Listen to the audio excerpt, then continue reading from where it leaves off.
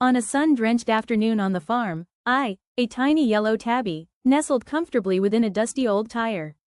It was my first home, the world outside buzzing with life, but I was content in my cozy sanctuary. Born among the rustling hay and the soft clucks of chickens, I had learned to navigate my surroundings.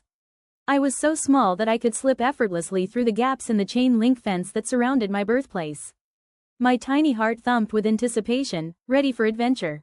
One fateful day, I spotted a waddling duck, larger than I was, strutting across the yard. My instincts kicked in, and I crouched low, ready to pounce.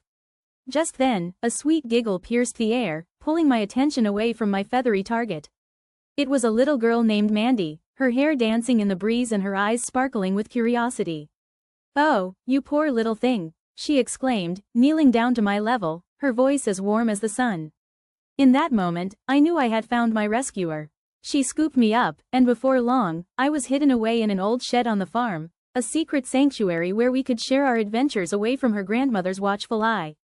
Days turned into joyful explorations, filled with laughter and whispered secrets, as we roamed the fields together, leaving the world behind. But, in the back of my mind, I knew that this secret couldn't last forever.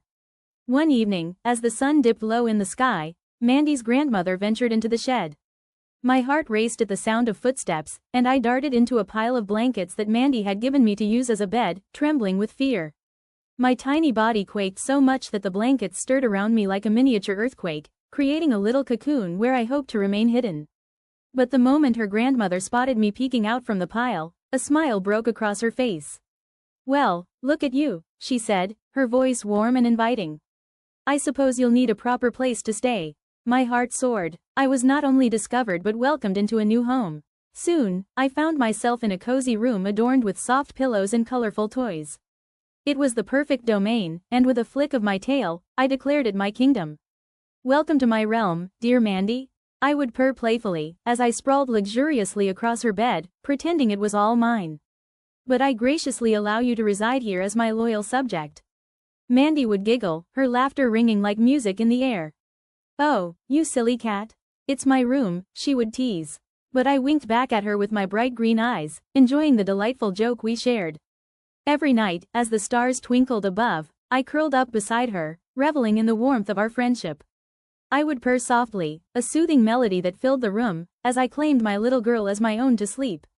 My gentle vibrations wrapped around her like a cozy blanket, lulling her into dreams while I kept watch, ensuring she was safe and sound. I had claimed my territory, but it was a shared space filled with love and laughter, a delightful kingdom where we both belonged. It wasn't long before she decided I needed a name, and with a mischievous smile, she called me MeMe.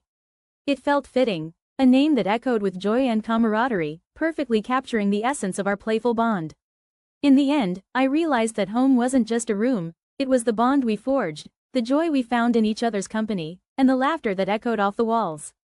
With Mandy by my side, I had discovered the sweetest version of my domain, a place filled with love, mischief, and the promise of many more adventures to come.